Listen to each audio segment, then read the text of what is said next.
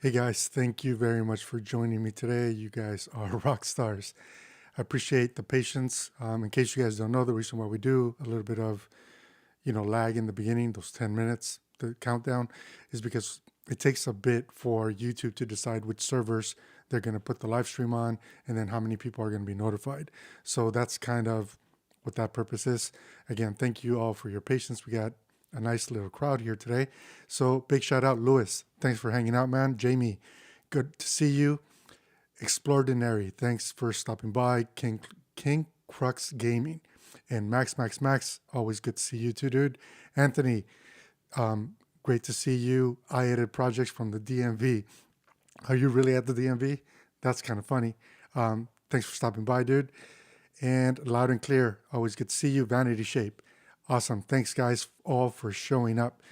So let me go through kind of what I'd like to try to do with this live stream today. So I'm going to go through maybe, comparing features between each of the two cameras. And after I go through that feature, then I'm going to go and read the comments in case there are any questions or in case anybody wants to jump into the live stream, which if you do, I'll post the link. You guys can join in. Angel Gomez, good to see you. Cam, dude, thanks for stopping by, dude. So yeah, we'll talk about a feature. If anybody wants to jump in or has a question, and I can try to answer it. And then we'll just keep going down the list of all the different features. And because this is a weekend wind down, I think, and I want to make it better every time, with my production and so on and so forth. I want to start weekend wind downs by talking very quickly about wine. And as you guys know, I like wine. So the wine that I'm talking about today is this one, the Guilty. It's an Australian wine. It is terrific. Like, it's spectacular. And it costs $10 for a bottle. So if you guys are into wine, y'all should check that out. That entire series, 19 Crimes, all of the wines in that collection are really, really good and not very expensive. And most of the wine that I like happens to be really expensive, but this one it's like on par with them. It's from Australia instead of Napa Valley, which I think is the reason why the price is so much less. So let's see here. Some more people came in. Adil, good to see you. And also, I guess you guys should know, Bert's not here today. She's out working with clients. We have this event called the Wedding Show. And essentially, she's helping clients work their booth. So this is the reason why she abandoned me and left me here by myself today. So it is what it is. I will let her know that you guys had mentioned her in the comments, and maybe next time she'll plan better and I'm joking. Work takes priority, right? So cool. Let's see. So cheers to all of you. It's 1 p.m. here, so I feel comfortable having a glass of wine. Actually, I feel comfortable having a glass of wine anytime, so it is what it is. Your sound is going wrong, dude. Shit. So it's back. Okay. Angry Rabbit Productions, thanks for stopping by. Steelworks Media, thanks for stopping by. And thank you, Anthony, for letting me know about the audio. So on my meters here, it sounds fine. And in my ears, it sounds fine. So if you guys run into anything else and you guys can let me know, I would appreciate it. So for all of you who don't know me, I'm Carlos, and I'm a creative director at Media IQ. And I know most of you do know me, so we're good there. I want to also remind you, because this actually helps the channel quite a bit, if you don't mind liking, or if you don't like it, give it a thumbs down, whatever, and subscribing and ringing the bell so that you guys are notified anytime we do these. I would really appreciate it. I'm going to take these off because they're making my head warm.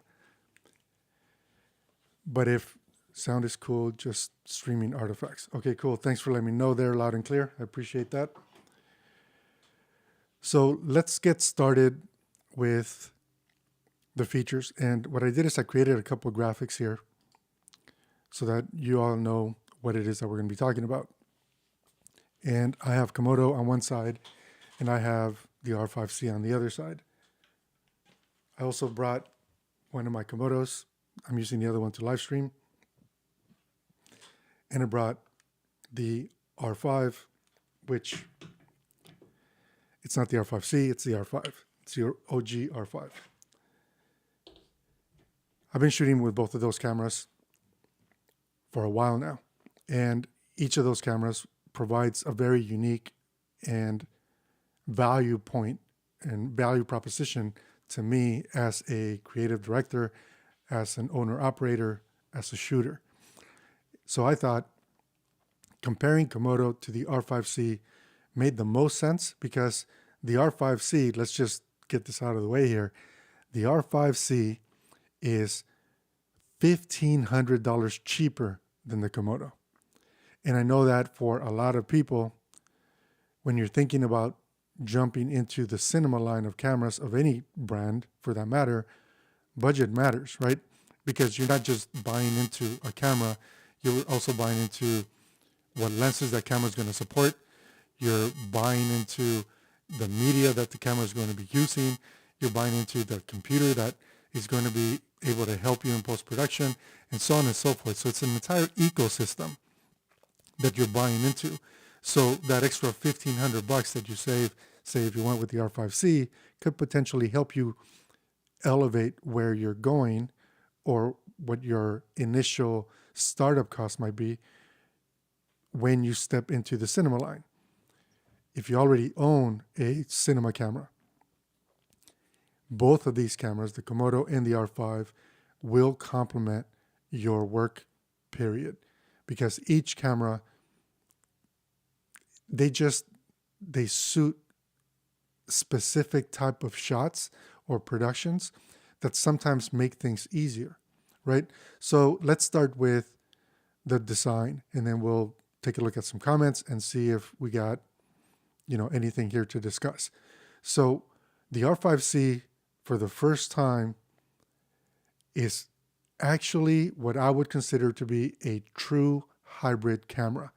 And what I mean by a true hybrid camera is that the little switch on top of the camera, right?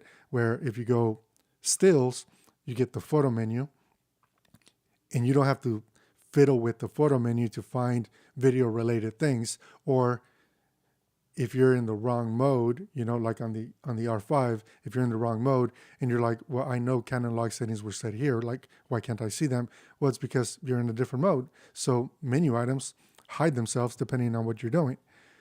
Whereas if you switch to video mode, then you're instantly working in the video menus. So you can find things like shutter angle. You could find things like clear scan, which is something that I'm a big fan of if I'm shooting in a mixed light environment. You can find auto black balance and so on. A lot of the different tools that matter to those of us who are shooting video. So for the first time ever in any camera from any brand, except for Panasonic maybe, and I haven't used Panasonic cameras, so I can't speak to them. So I don't understand their menu because I haven't used them. But other than the Panasonic camera that had the active cooling in it, that was also full frame, the R5C to me truly looks like a hybrid camera. Komodo, on the other hand, it's got a modular design, which really means you can strip it down to get super compact in the vehicle type shot at full 6K quality, or put it on a crane, or put it on an octocopter that is not $1 million, and you can still get some epic shots from the camera because of how small it is. But if you need it to work in a studio environment, something like what I have here, where I have the module, right, that gives me a lot of extra ports, including timecode and such, Genlock, things like that, a larger monitor, and basically I just need to put a battery on here, and I am ready to rock in a studio type build. And obviously everything in between, from handheld to whatever else. So to me, each of these two, based on how they're built and what their design functions are, they suit incredibly well. Like, for example, I'm going to be covering a live event in Vancouver later on this year in May. My original thought was I'm going to bring my Komodos, and just 3 Komodos to cover the event should help me. Komodo has this unique thing where I cannot route external audio outside of or through the SDI, which really means that I would then also need to bring a mixer, and I would also need to bring some way to get high quality audio into the live stream that is going to be taking place. Well, with the R5C, I don't need to worry about that because I can get whatever audio I'm plugging into the camera out via the HDMI, and I'm good to go. So they each have their strengths and their weaknesses. So let's take a quick look at the comments and see if anything has come up that we need to discuss here. There have been a lot of comments, so thank you for that. And it looks like you all are just talking to each other. Let's see. I should probably turn these overlays off so we can read this. Off.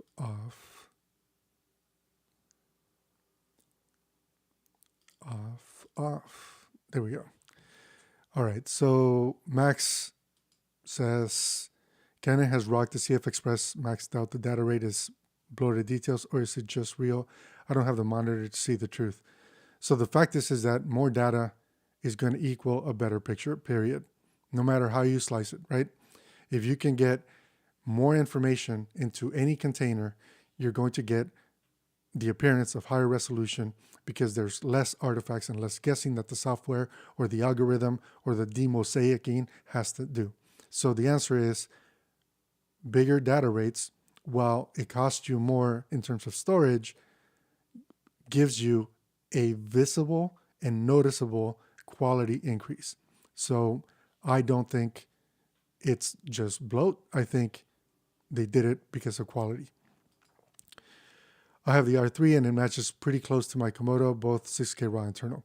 So that's the other piece that I think is really unique and interesting there, Angry Rabbit Productions, about the way that Komodo's raw compression works, and then also the way that Canon has adapted their raw compression to work. It seems like the high quality is equal, so it's a 3-to-1 or 4-to-1 compression rate, and then the medium quality is equal, again, between Canon and Red, and the low quality is also then again equal, so it matches. So the data rates are likely very similar, but more importantly, the image quality is then also very similar. And I think that, without, just need to make sure I'm in focus here, without taking anything away from either of the two cameras, I think that ultimately both are able to produce a high quality, high resolution picture, whether it's a Canon or whether it's a Red. And maybe some people, want me to pick sides on which one is better. But truthfully, for me, where I'm at in my career and what it is that I see and how I work, it isn't so much about one being better. It's more about the aesthetics of the image. So for me, as an example, the Komodo image has depth. There's more separation between me and the background, even though the background here is only maybe 15 feet away from me, right?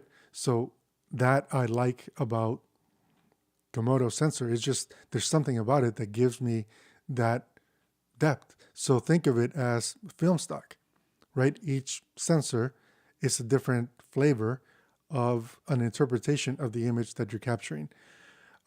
With that said, I think both systems produce great quality looking images.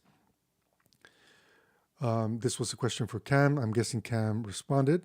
I hope he responded. Let's see, would the R5C be a better system if it were video only? And I think if you need video only, then you should get a C70. You shouldn't get the R5C. I think the only reason why you get the R5C is because you want the ability to take high quality, high resolution stills. If you want a video only camera, then I would say go with the DGO sensor camera from Canon, because that is going to be the top of the line sensor that Canon makes today. And if you want just video only, the C70 is going to knock it out of the park. The C300 Mark III is going to knock it out of the park. And if you want to stay with red, well, you said R5C if it was video only. So clearly you're favoring Canon. So that's my opinion. Let's see. I wonder if it's worth the $1,500 savings, or if Komodo is the best. Just save up money and invest, because $1,500 can barely buy an RF cine glass. Okay, so that's actually really interesting, Louis. And you're right. If you're investing in RF lenses, effectively every purchase is like buying a cinema lens. That's how expensive those lenses are. Now, as far as Komodo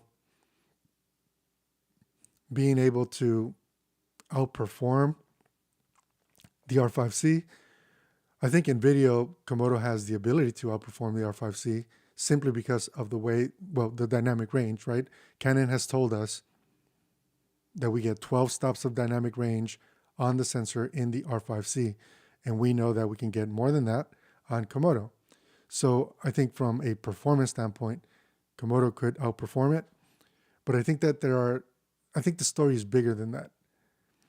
And without sounding like I'm wish-washy, I believe that the two complement each other so well that might be the best solution, instead of trying to figure out which only camera you should buy. And I'm a big believer of having more than one camera of the same type, because it simplifies life. But I'm thinking, like in my studio with my work and the way that we do things here, having 3 Komodos and having 3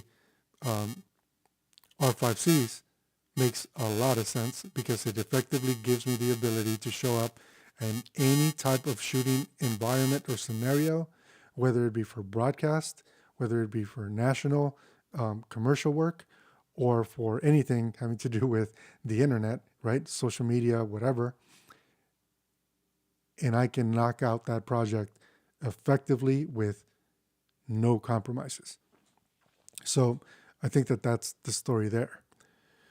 Let's see. Loud and clear. Jonathan. Okay. Oh, so S1H is the camera that I couldn't think of the name.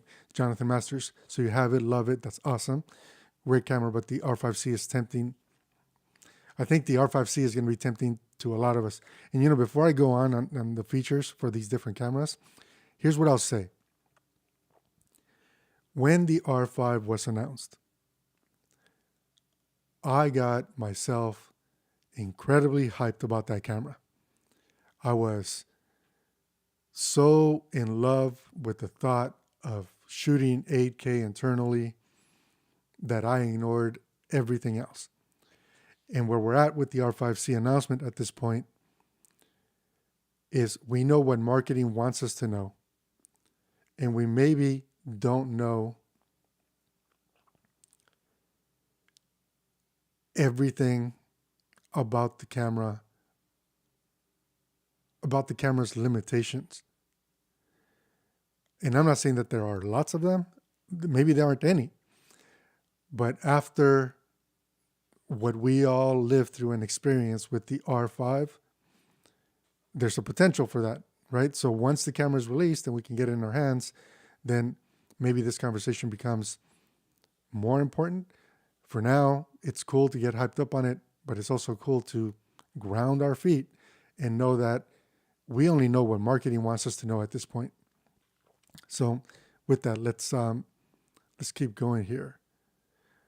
So my mic sounds crashed again. Is anybody else having my mic problems? I don't even show me coming even close to clipping here. And my Apogee software is telling me that everything is fine. If anybody else can let me know, I would appreciate it. Let's see here. High Creative Digital. I feel the RF glass is too sharp for video. I don't think you're the only one. I think that you're right. Canon has chosen, in my opinion, to go with more of a clinical look. So more, that super sharp look, which I'm not opposed to having, because I'd rather have the sharpness. And by the way, if you shoot in RAW, you don't get that extra processing, right? Because then you can apply the sharpening the way that you want it. But I'm not opposed to having the extra resolution or sharpness, because I can then dial it down to taste or to what my project needs in post-production. And I think that is better than not having it and then trying to sort out how to get it and make it look artificial in post. Loud and clear, better weather sealing, unlimited recording, awesome. Autofocus IBIS, which can be disabled. Okay, I'm not following that conversation, so sorry. The R5C is going to be the most clutch hybrid working camera. Cam, I totally agree. For gigs where I have to run and gun like crazy, don't want to lug around Komodo kit, the R5C is going to be the way to go.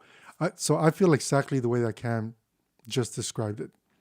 I feel like the R5C could potentially help me work faster in fast-moving sets where speed matters. And, sometimes when you're working with talent, for example, you could be spending in excess of $1,000 per hour for them to be there, right?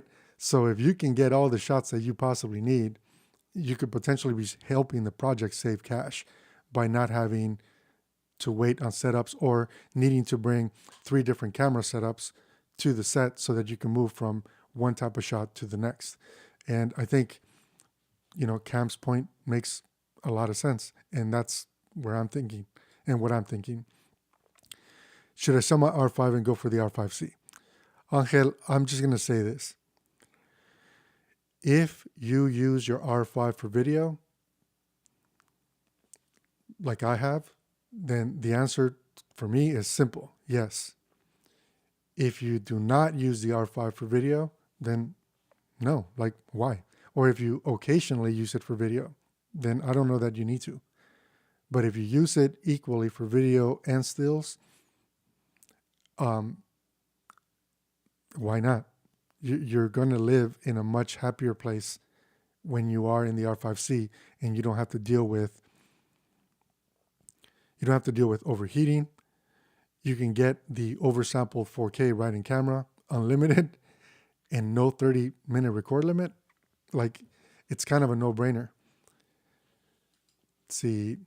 I would like to know how you would use the R5C in your workflow, Carlos. I mean, you have a Monstro, which is better than 99% of the cameras out there. So yeah, Monstro for me is a studio camera and a commercial environment camera. So if we're renting an Octacrane to cover, say, a specific product shot and a commercial set for a client, Monstro is the one that's on that Octacrane. If we have in-studio sessions with talent, yeah, Monstro is the one that is handling that. I'm working on a project right now. It's called 50 Stories for 50 Years with a company called Dakota Fence here in town. And they have 4 branches across the state. And what we're actually doing is we're going to each of the branches and we're doing interviews in people's physical workspace, which in some cases are offices that are maybe half the size of this office, my home office. And it's their working environment. So you can imagine how cramped that is. The R5C would fit really well in that scenario for me because I could shoot everything in 8K, get all the quality that I need. It's got a full frame. So my lighting that I would need to bring with to get that done becomes a smaller lighting package. And my overall footprint of what it is that I'm shooting becomes that much smaller. So in a scenario like that, in case you can't tell, I'm already thinking ahead, thinking, yeah, if I had the 5RC, I could use it in this project. And that's, I feel like that's a really good compliment from someone like me for a camera like the 5RC. Let's see here. Another note, Komodo doesn't have 16 stops of dynamic range. It's more like 12, very similar to the R5, R5C, maybe half a stop better. So Jonathan, I'm going to disagree with you. I didn't say Komodo had 16 stops. Red says Red cameras have 16 stops. I think Komodo is closer to 14. I don't think it's equal to the R5. I have shot in scenarios where I can, and I have videos on my channel where I've shown how well Komodo handles highlights and highlight roll-off and highlight retention and information in the highlights as well as in the dark areas of the image. And I've shown how the R5 attempts to recover some highlight information, but ultimately has a hard shelf that you can't get around once you reach the sensor's limit. So I don't agree with you. If you have clips where you want to share how you're comparing the two and telling me that they're identical, drop a link. And yeah, let's all check it out. So cool. Link to join. Yep. Sorry, I should have copied that earlier. Copy link. Here we go, loud and clear. Take a quick drink.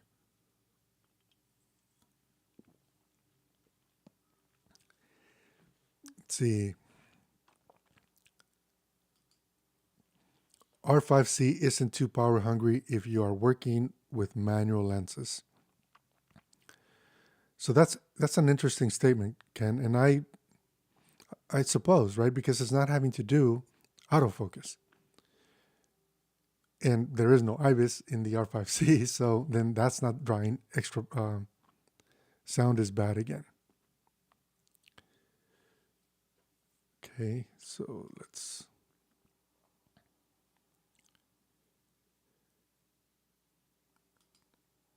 There we go. Can you hear me?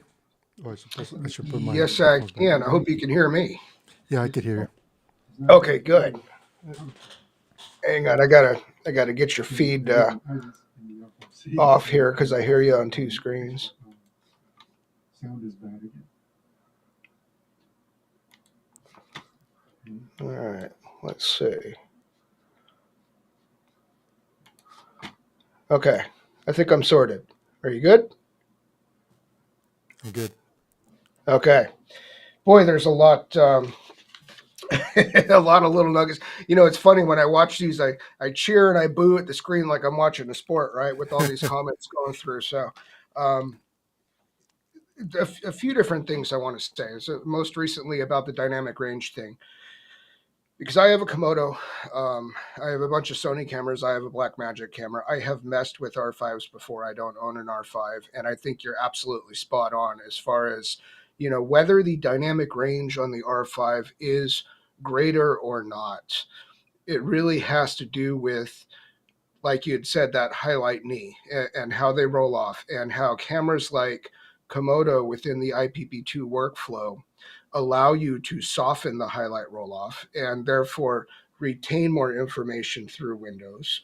And if anybody wants to see this, they can check out some of the real estate videos on my channel with the Komodo. You can still see detail and color through bright windows while still having the exposure for inside. And that's something that, in my experience, what I've seen with the Canon cameras, other than the DGO sensor cameras, they just can't do. So, and the Blackmagic camera is like that too. Blackmagic, I think you even said, Carlos, once you tested only at like 11 stops or something like that at dynamic range, but they have that sorcery type of highlight recovery tool that you can engage in post-production, that I think what it's doing is taking those last couple stops of the super whites down to grayscale. And so it actually will retain a bit more detail. And I don't know how it's doing that. I think it's like some kind of algorithm with whichever color channels aren't clipping. But that's something that, that the R5 doesn't do particularly well. And like you said, it's got that hard shelf right there. And once you exceed that limit in highlights, they're gone. They're gone. They're clippy. It's just nasty white. And that looks like video, Yeah, and it's really unfortunate because, like, so much about the image is great until you realize, oh shit, I clipped the highlights, and then that one thing just sticks out like a sore thumb when you're looking at it, and it's like I can't use that clip anymore. And Right. and I think even Phil last week when Phil popped in and he was talking about the R5C, and he said in his preliminary shooting, he found them to be very similar. And I made the comment of when you are on the R5, if you protect the highlights, then you can work your way around the midtones and the shadows to get your exposure where you need it to be, but you have zero options of not paying attention to the highlights. And Komodo, Airy, other cameras give you more flexibility. Yeah, not only that, but I think Komodo, their metering system with the goalposts and is really nice.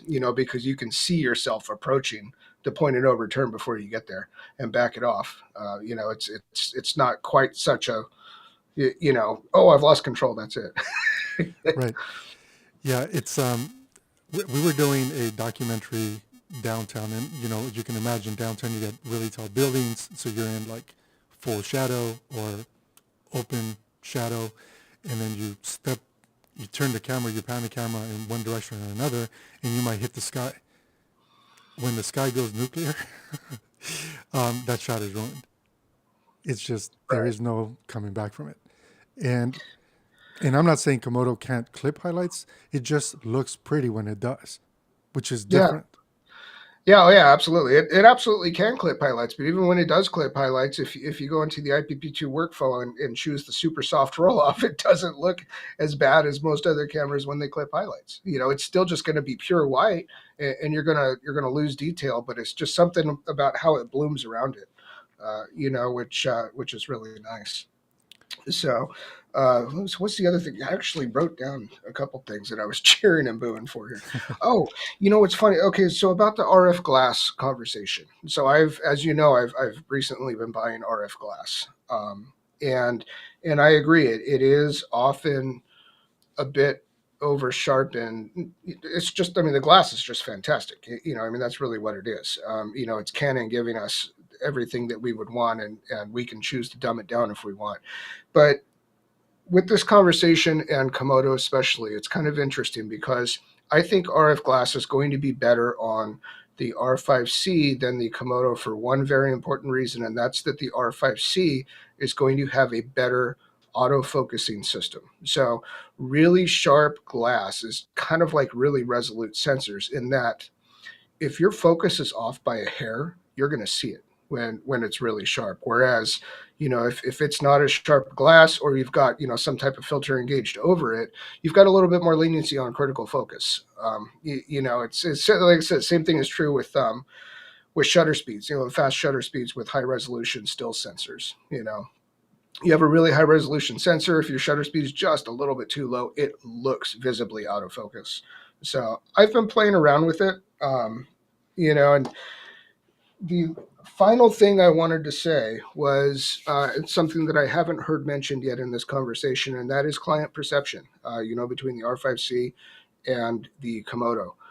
It is a real thing. And, I know your audience is mostly professionals. And when you have client work, okay, you can show up with, let's say, a Sony A1, okay, and let's say you show up with this to shoot video. Now that's a $6,500 camera. That is more expensive than a Komodo, okay, but it doesn't look the same as when you show up with something like that. And people, as goofy as this is, it makes a difference. It matters. When you're charging somebody thousands of dollars for a project, uh, they don't want you to show up with a cell phone. you know On that note, I which is really interesting, right? Because now with cell phones and cell phones like the iPhone 13 and so on, clients think that maybe they can do it themselves, and maybe they can do it using the cell phone that's in their pocket. And to your point about when we're charging people money, you're right. If your day rate you know, is not $500, and I'm guessing most of us, that's not our day rate. We need to make sure that we create, and this is more like a business conversation than like a what is a camera capable of doing conversation. But we need Yeah, to sorry create. I derailed you. No, that's okay. But it's like we need to create separation with how we show up on set, what tools we use on set, so that the client can't just walk into Best Buy and say, "Yeah, I bought the same camera that you came in, so maybe next time don't charge me the camera rental rate."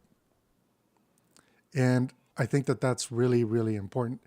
And again, that's not to say that any camera is not capable of doing a good job. I think working on skills matters more than specifically which camera and which lens you're going to start using.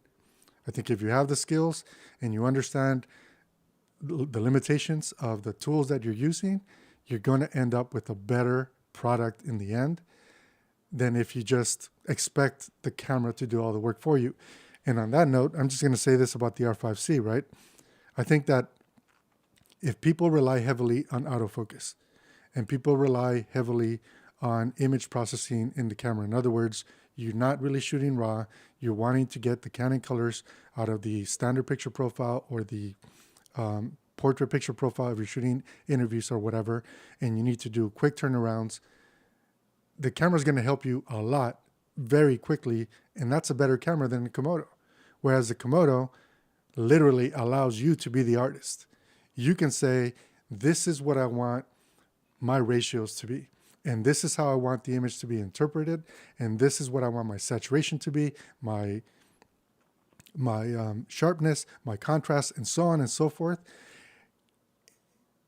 And the benefit of that is you are in control of the image, but you're building an image based on a stock look that the Komodo sensor naturally has. It's not a clinical, super sharp or overly processed. I'm going to use a really horrible example here. And if anybody loves the Blackmagic 12K camera, sorry, I'm about to hurt your feelings. But when I'm still going to buy you one of those. when They're they, cheap now. yeah, I mean they're great paperweights, I hear.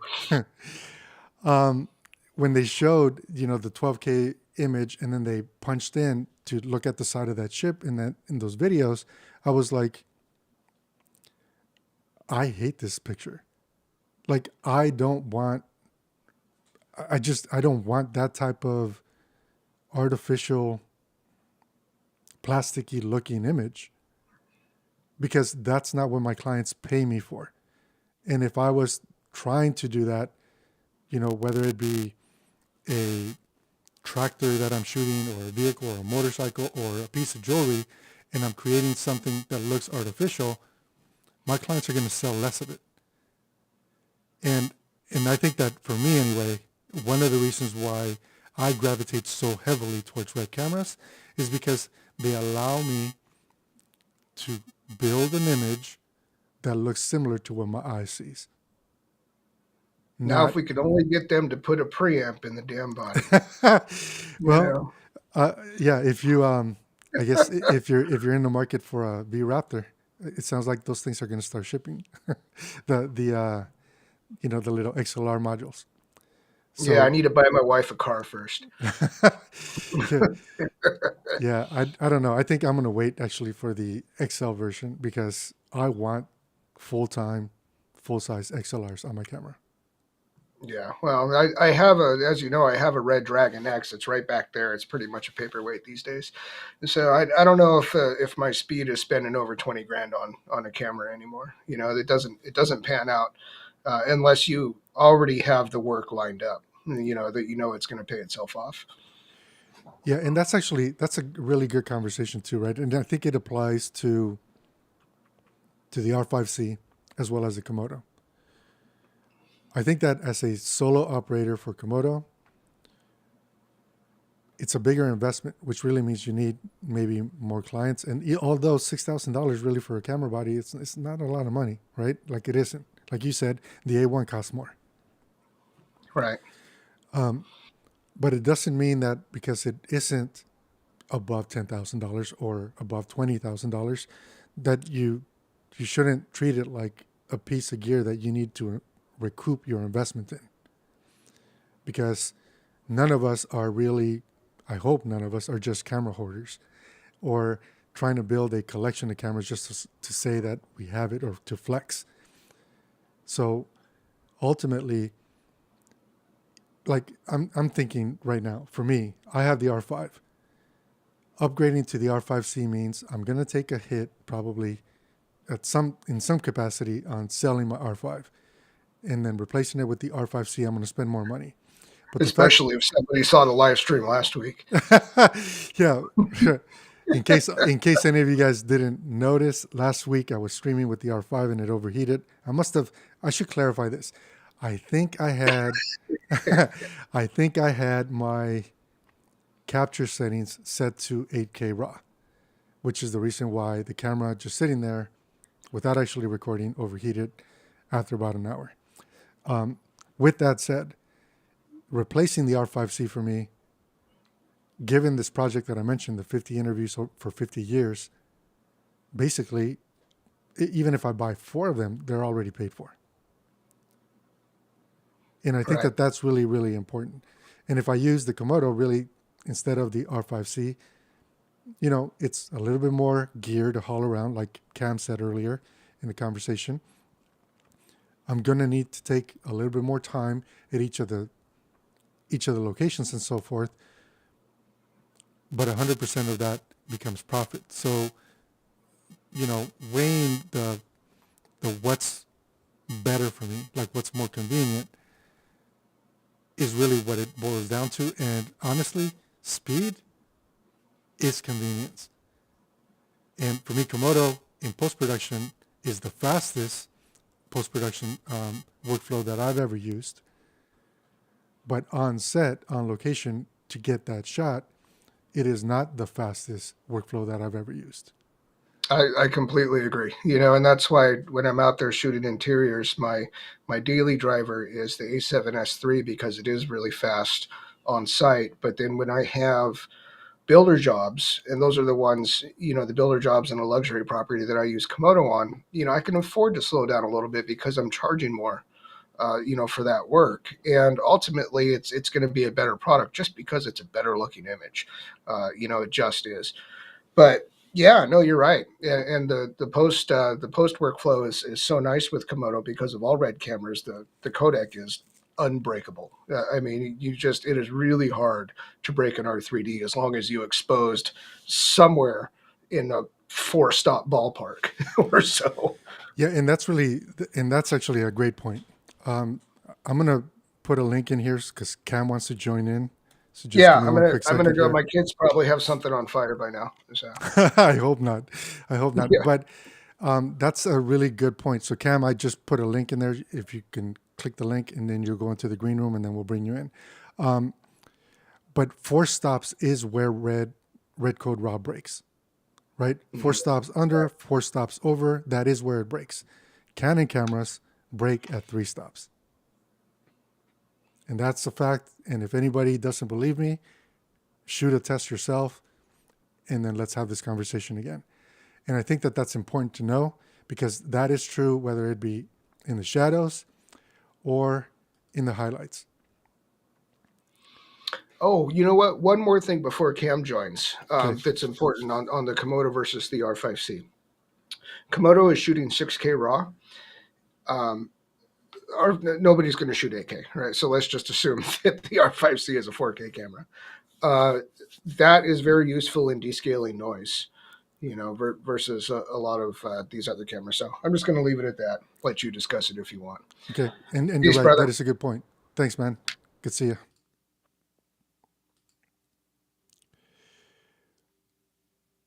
All right. We got Cam in the house. So let's see. I'm adding me. There we go. Hey, Cam. Thanks for joining, dude. What's up, bro? Good to see you, man. I don't have a fancy setup for streaming, but Shit, that's a pretty man, how do nice I setup. mute myself? How you been, man? Oh, dear. Hey, I'm trying to mute myself because I hear myself repeating. Oh, I don't know. I'll just get used to it. Yeah, bro. I'm setting up for a YouTube video right now, actually. But I'm getting the R5C ASAP. Um, Only because the past like 4 gigs that I've been hired for, I'm gonna mute myself while I'm talking. So the past like handful of gigs that I've been hired for, I just left the Komodo at home because it's been a lot of like we're on the road. Like I'm going to Costa Rica in 2 weeks, and I'm not sure if I'm gonna take the Komodo, just because I have no idea. There's no pre-planning at all. It's like we show up there and we plan on the day. So the Komodo works great for stuff like that, but the R5, which is like autofocus if we're doing interviews, if I'm having to like run behind someone or anything like that, I can easily slap on the gimbal and I have to bring a bunch of extra stuff with it. So for me, it's going to be an insanely just like super clutch camera. Yeah, and I personally like the fact that I can shoot in 8K and deliver in 4K because I've been doing that on Monstro. I did that on my Helium before I had Monstro, and no matter who you show it to, they're like, that shit looks really nice. Like it just looks nice. Yeah, like being able to film even the 4K HQ, which the R5 never overheats on me because I don't shoot in that mode. But I freaking love that mode because the footage just looks insane, and you're able to get like 3 to 4 different camera angles out of it. Hmm. And so that's what another thing I'm super excited for. It's like we can whatever format you're shooting in. Say if I have to deliver straight to the client, that's the other issue with like ProRes red raw footage. A lot of times, their internal teams have zero clue on how to grade that. Hmm. Um, and so, but yeah, just being able to do that, like just have one camera up. I don't have to worry about overheating. I don't have to worry about file sizes like crazy ProRes off the Komodo. And they're still able to go in and crop in and do multiple formats out of it, you know? Yeah, and I feel like that's an understated fact, right? Like being able to shoot in 8K really makes whatever camera is capturing in 8K a multi-format camera, like instantly.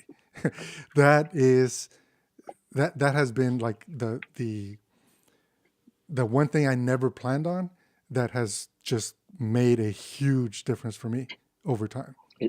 Yeah. I mean, and also just as like a B cam, a lot of times like I'm working on one bag and I stuff my Komodo and my R5 and just all RF lenses. Matte and focus for me on RF lenses, I know a lot of people complain about because it's focused by wire. But I mean, on the R5, you can set it to where it's focused by distance. So I never had an issue mounting focus on RF lenses. But I'll just use the Komodo as a cam, and then I usually have the R5 on a gimbal. So even with that, like, because I get like 50-50 use out of it for the day. And even with that, to knowing like how the histogram disappears on the R5 once you start recording and you Hmm. can't make adjustments on the way.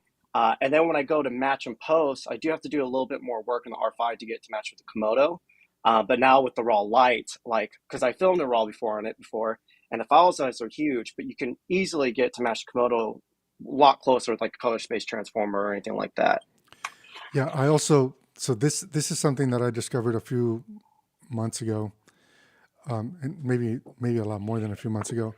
But regardless of which, if you shoot in RAW, if you drop the Alexa Log C LUT onto the footage, then getting them to line up is it's like 2 clicks. It's super easy.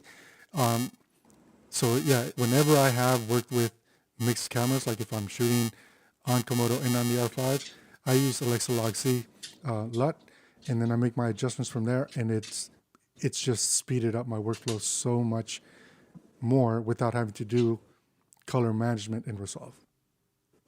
Yeah. And so again, just simply having um, like raw, like accessible raw, not like that, because the raw on the R5 right now is ridiculous.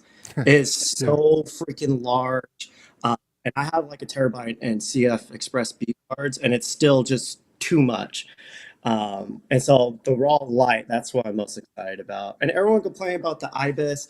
Like for video, IBIS ruins more shots than like if you're doing like locked off photo shots, like that's fine. But I mean, put it on your tummy or something, you're really fine, you know? I'll I'll say this.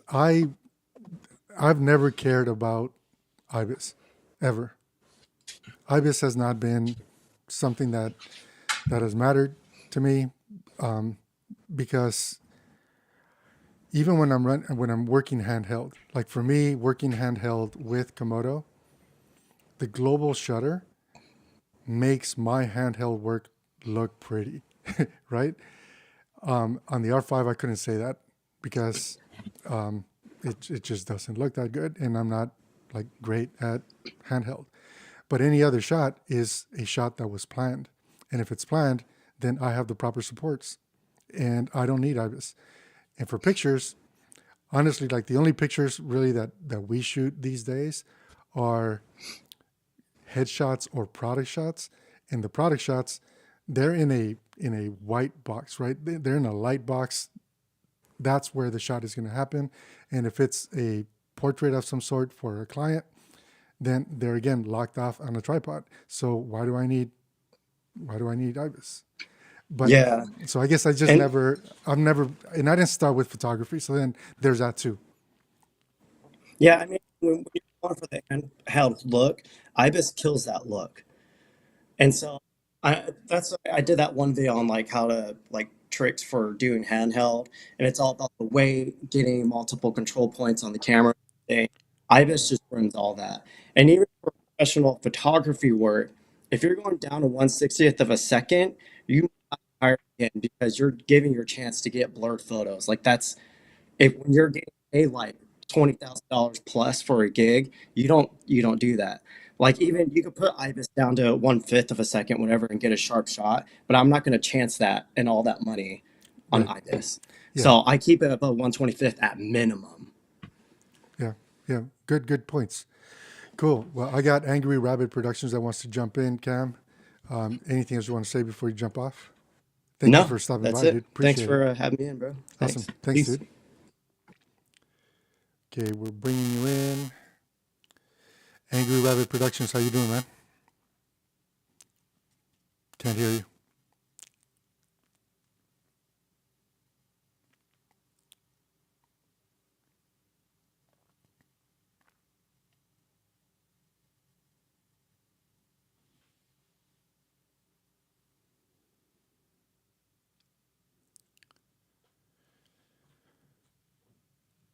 Nope, still can't hear you. Okay, while he's sorting that out, I'm going to just look at my cheat sheet here of what the features were. Here we go.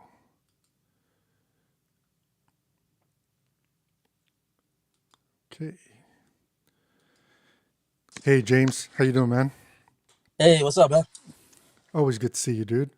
Always good to see you too, man. I'm normally I would be in my studio, but I just got done with a real estate sort of passion project with a friend of mine. So I still have some of my gear in the car. So figured I'd just come to the car just sort of keep things quiet away from the family. How you been, Cool. man? Yeah, pretty good. Pretty good. Staying healthy. That's kind of these days. If we can stay healthy, we're winning. Yeah, man. Yeah.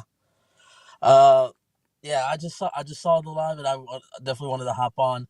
Uh, give my perspective definitely on the R5C and just the different.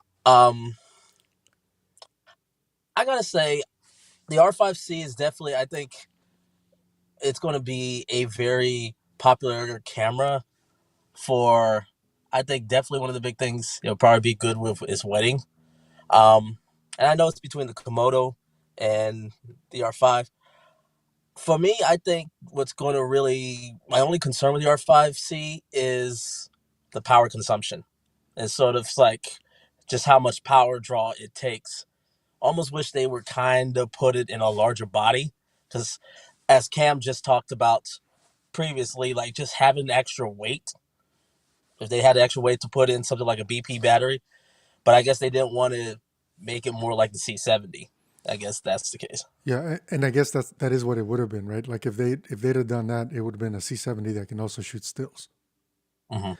Now, Which would add, I because I look, I know this is C70. I mean, this is R5C and Komodo, so I won't bring in the C70, but um, there's a lot of reasons why I think the C70 is definitely popular, but I think it's still to be. I think this is an interesting thing now when you got a camera that's a full frame that shoots raw. But I think honestly, that's only. But the raw is only going to be obviously for 8K. I would definitely use it for the 8K because I would use it for like stock footages. I would use it for when I want to have multiple shots that I want to punch in. But I know that's not a lot of people. But you still have that Super 35 mode as well. That sort of gives you an oversample 4K footage. Well, I thought the 4K was full frame super sampled. Yeah, I'm talking specifically the raw. Okay, Sorry. got it. Yeah, okay, sure. Yeah, I was talking about the raw in general. But it is. I think it's really a very interesting camera. I've talked about it a lot on my channel as well. Um, I think the C70 has, especially with the firmware update that's come with the C70 around the same time, it's going to be it's going to even make that interesting as well. Uh, but you know what? I know my in terms of my company, we're looking at Komodos because a lot of the people we're starting to work with, they're working with Komodos. It's going to be interesting to see if Canon's going to be, people are going to integrate some Canons into, especially like the R5C, into more workflows. But I know my company, at least, we're working with Komodos. I still personally own the C70. I just sold my R5, but I still own my C70. That's my go-to like for personal camera right now. But in terms of like our company, we're looking at Komodos. Yeah, and I feel like the future, like once the R5C comes out, I'm buying one. You know, I think I said that last week even. And once I put it through its paces and figure out if there's anything that I should be concerned about, which I'm guessing just from the, what has been released, that there isn't anything, it will be paired with a Komodo kit. So even if we roll with two Komodos, we're bringing an R5C for anything that Komodo can't do, or Komodo can't do quickly. Yeah, And I think yeah. that's where we're at. Yeah, I think look, if you're a production company, you're used to just building out your camera anyway. Then the power draw, which is really my only main concern, that nullifies that. Basically, you can just and basically you can take the R5C. I personally wish that I could keep. I like personally when it comes to like these hybrid or these sort of DSLR built style cameras like R5, R5C, C70. I kind of like keeping them as minimum to the body itself. And I think the C70 just spoiled me because I literally can just take that camera and just go. Really, just maybe just want the speed booster if I want more of that full frame field of view. But the C70 just comes as is. So, but yeah, I'm like, but if you're gonna rig it out anyway, there's really nothing holding it back. I mean, I know a lot of people were concerned about that dual pixel autofocus 1 versus dual pixel autofocus 2, but I I was corrected by dang uh I'm running it, but basically he talked to me. Basically he looked in the owner's manual. He said the R5 pretty much has the same setup in a weird way, which is not how a lot of people are talking. What Canon was talking about, but in the manual, the R5 has uh version 1 in video versus version 2 in stills. Um, I'll I say gotta this remember. from practical use, just for me, and maybe I'm wrong, and maybe it's just my bias or perception, but the R5 tracking and eye focus in video is the best tracking that Canon has ever put out. Agreed. Yeah, no, I same thing. I own the R5. Yeah, it was amazing. I still think the C70's autofocus is decent. Is good. It's good, especially if you have a talking head.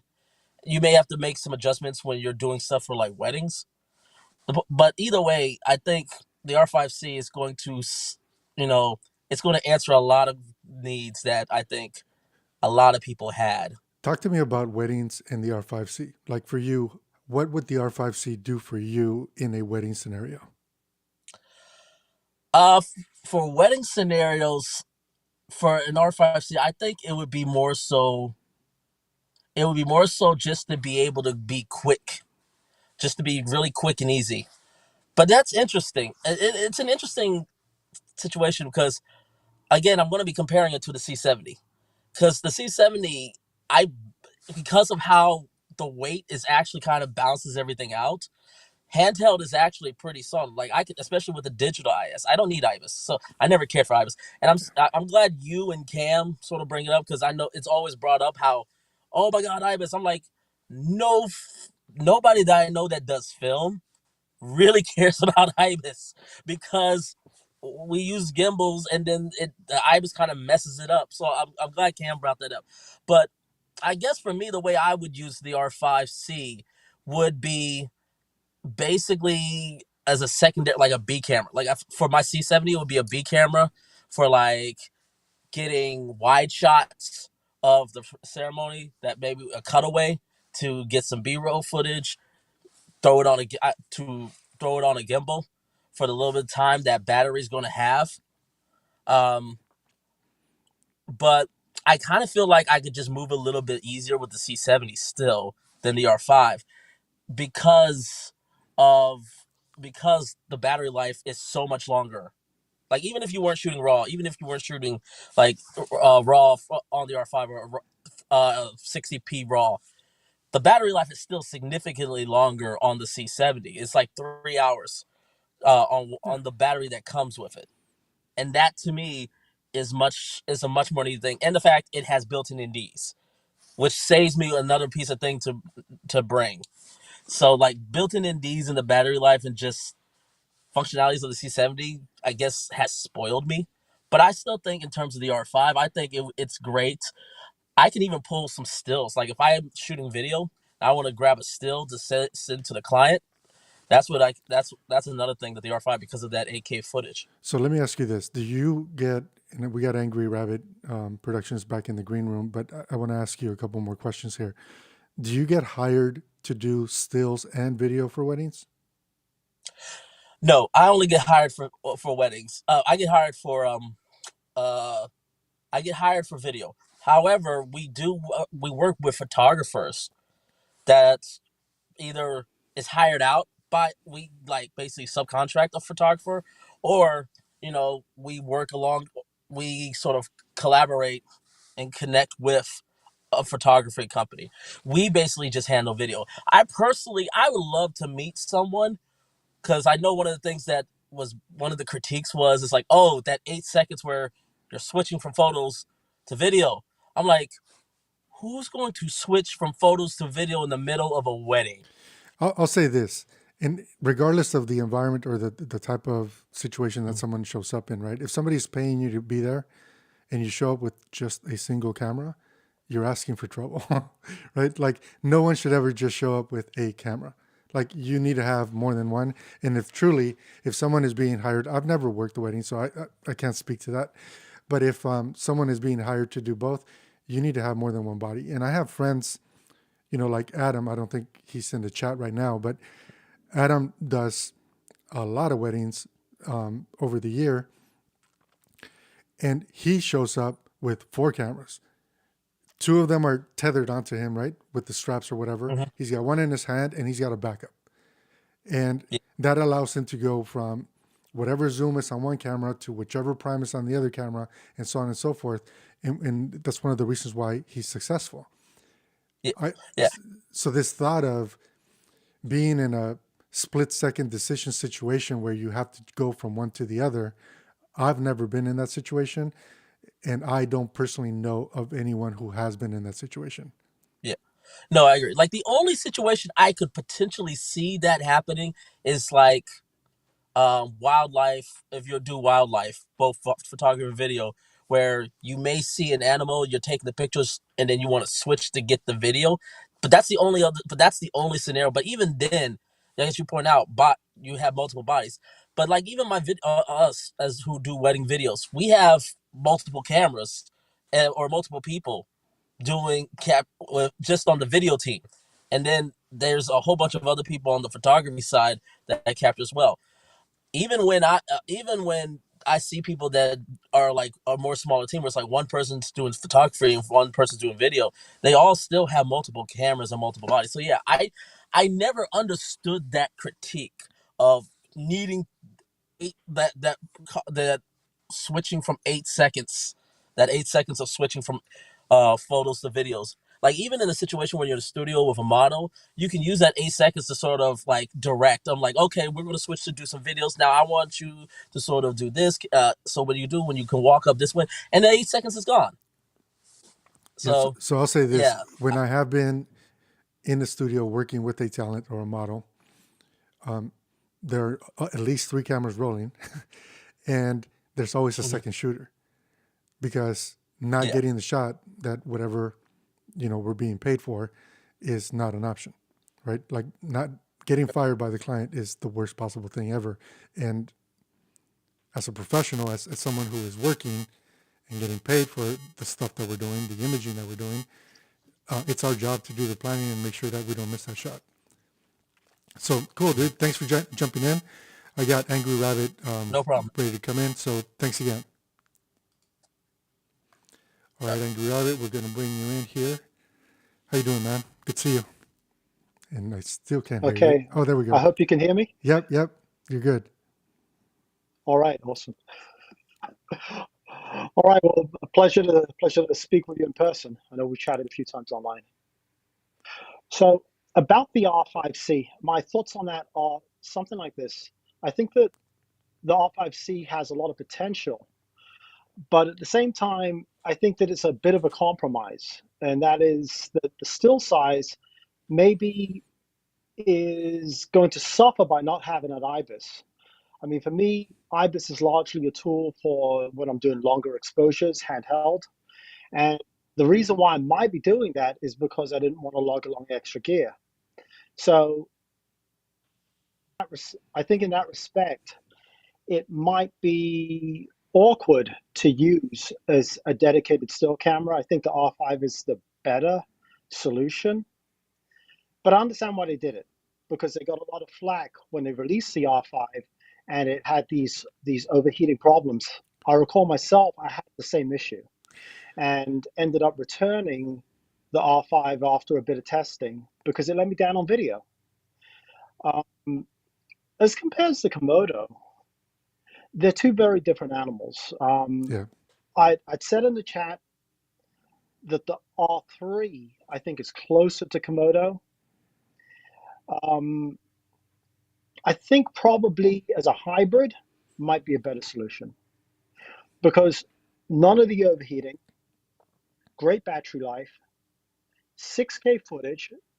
I mean, one of my concerns about 8K is I'm knocking down resolution from 6K. It's too much. I'm using vintage lenses. I'm using cinema glass. For me, resolution and detail, anything beyond 1080p might be excessive for what I do most of the time. And if that's not the case, we wouldn't be seeing all these filters like Black Pro Mist and so forth being sold. Right. Because we all want the detail, we all want the resolution until we see it, and we see all these details, and everyone can see every pore and every detail in your skin. And the end result is it's not flattering. You remember when you were a kid? I remember watching television, and all these girls on television, they look perfect. I was like, my God, how is it possible? And then when we got HD and now 4K, I watch shows and it's the same. I guess it's the same kind of beautiful women, but they look like normal people now. I can see all the imperfections. So I'll say this: the broadcast cameras that people use for, say, news, in the news programming in the industry, they have a setting that is a skin softening setting, and they use it.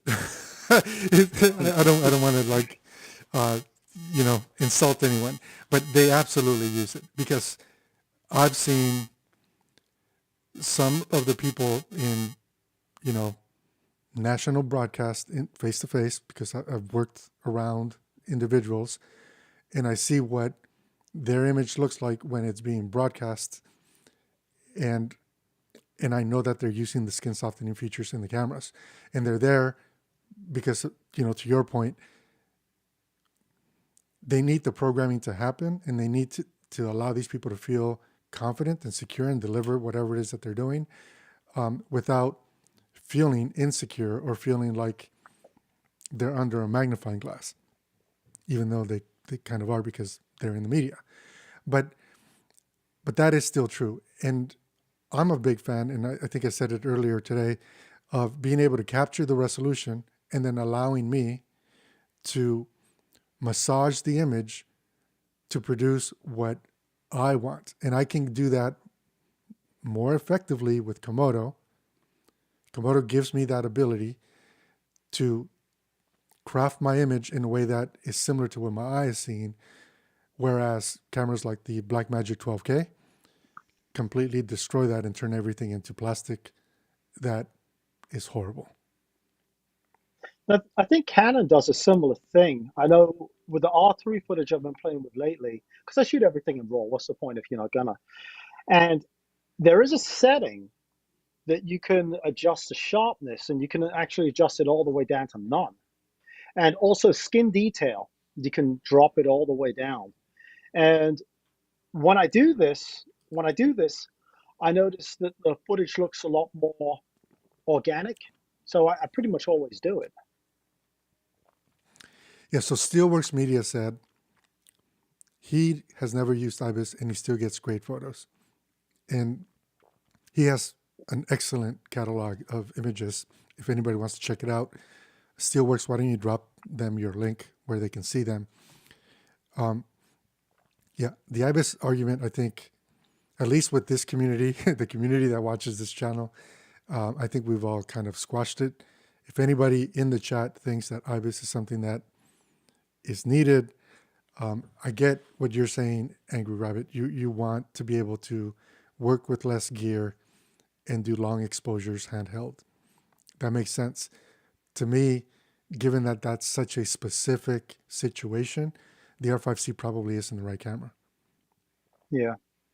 And I think I'm pretty comfortable with my choice to go with the R3 for the additional weather sealing, battery life, and the fact that it shoots 6K, which is easier in post than 8K. So I think there's some wins there. But I just wanted to throw out that Canon also makes another excellent hybrid camera, and that's the R3. And I think that's closer in its spirit to what Komodo is. So the R3 does in fact capture RAW then?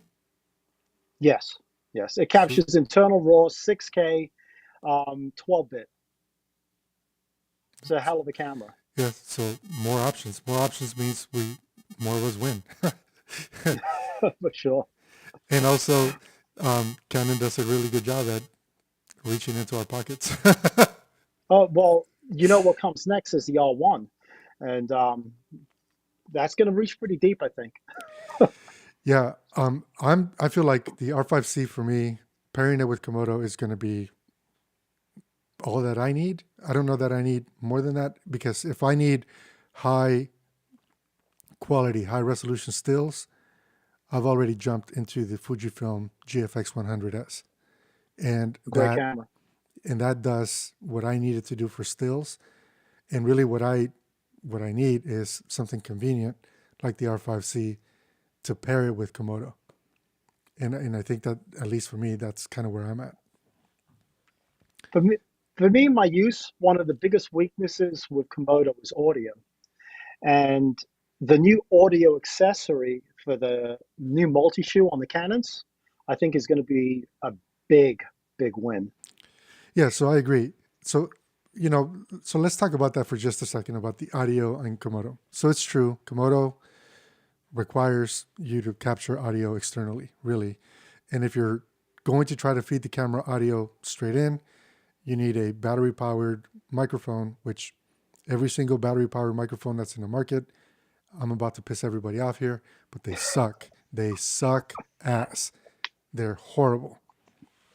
I don't care what anybody says. And I get the whole, it gets by or it's passable. They're not when you compare them to quality professional microphones.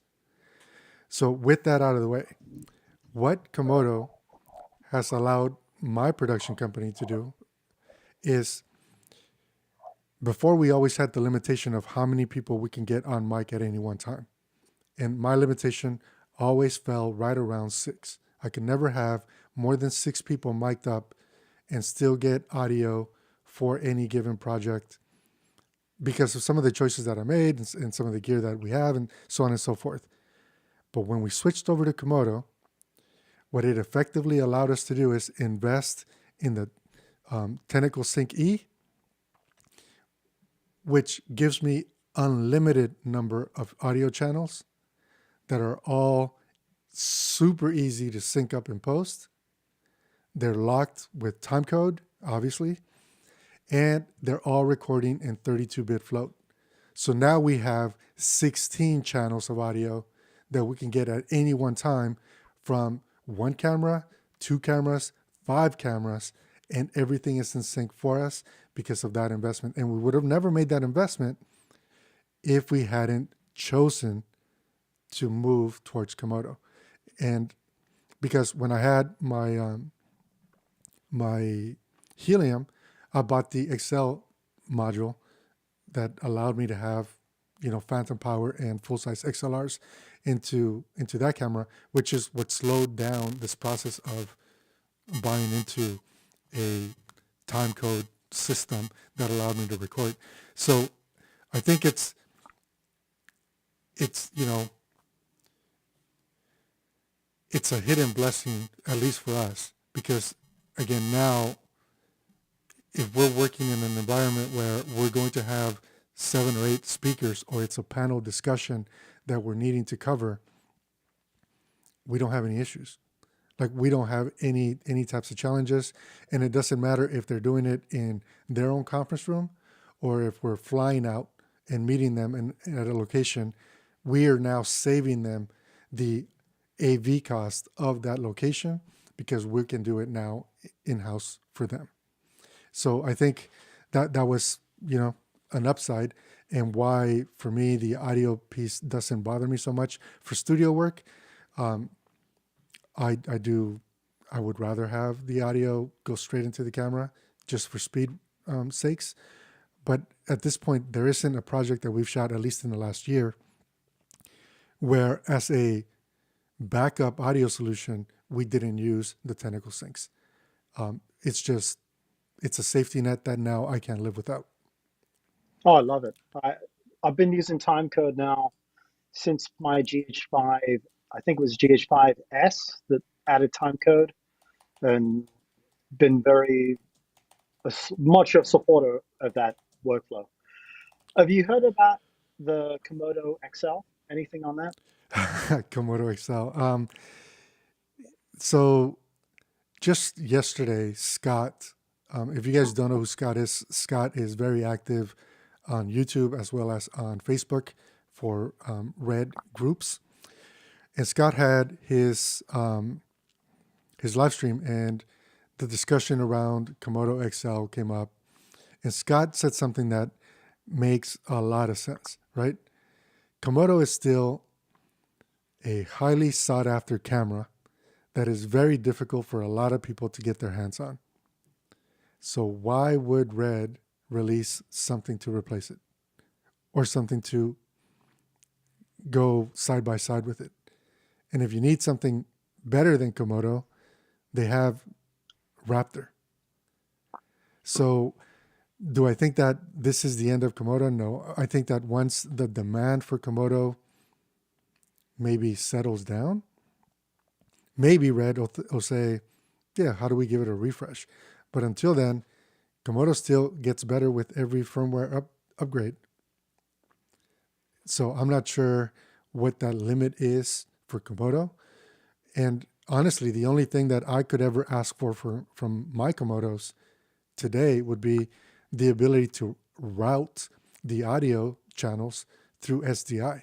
If I want to push out channel 3 and 4, I'd like to be able to do that. The rest of it, I'm more than happy with what Komodo has to offer. And it's overkill for just about every type of production. Yeah, I would agree. I would definitely agree with that. Cool. Well, let's okay, I'm gonna say goodbye to you, Angry Rabbit, for now. I'm gonna try to jump back in. Thanks for stopping by again.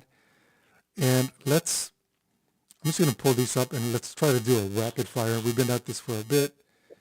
We still got a lot of people here listening. So we talked about the design. We talked about the differences in the sensor, right? So the R5 has full frame. That instantly gives you more stops of light. I can tell you from personal use and from the way that I use my Komodo, I use the focal reducer by Canon, which effectively makes my Komodo have a full frame field of view and also means I get that extra stop of light. So there really isn't a significant difference.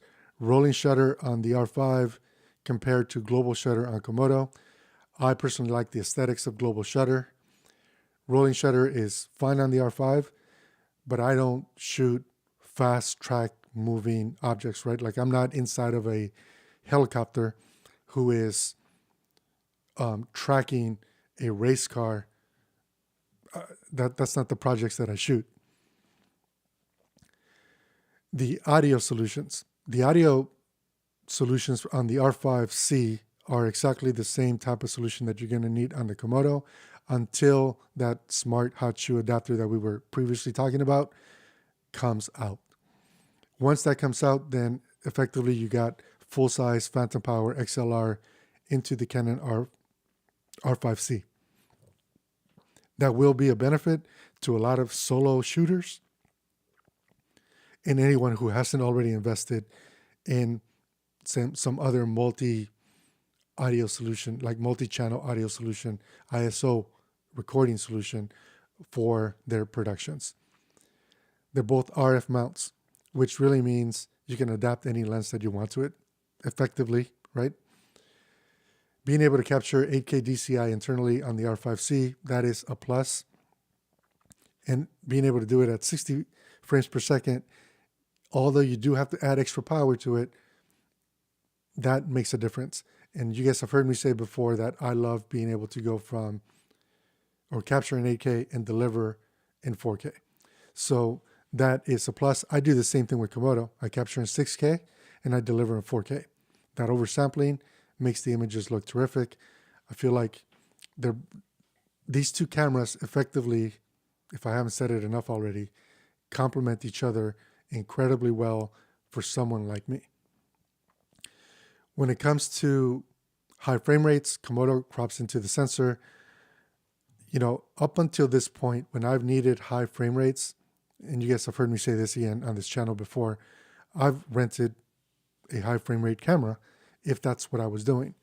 And I don't shoot 120 frames per second with any kind of regularity.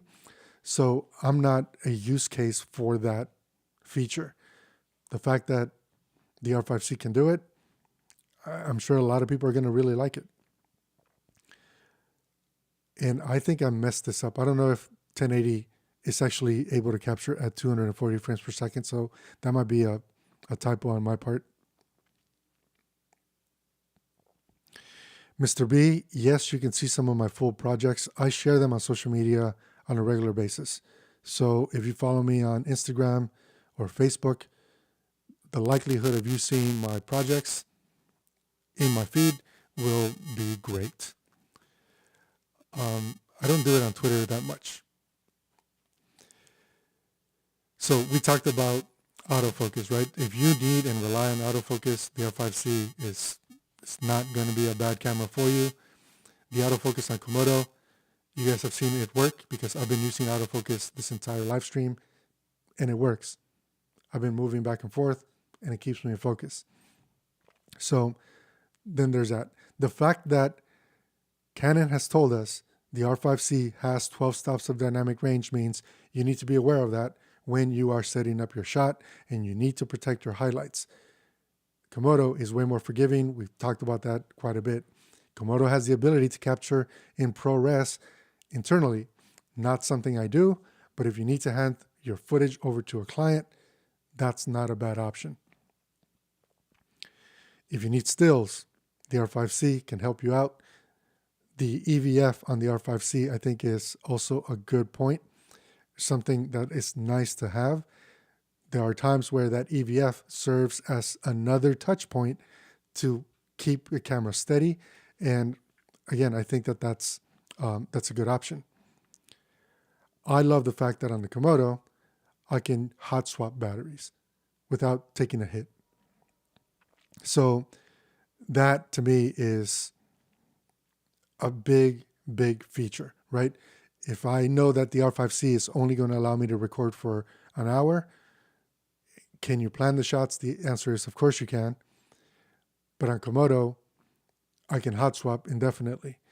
What I don't know, and I'm not sure if anybody out there does know this or doesn't, but you know how the R5C requires external power to be able to capture in RAW at 8K 60 frames per second?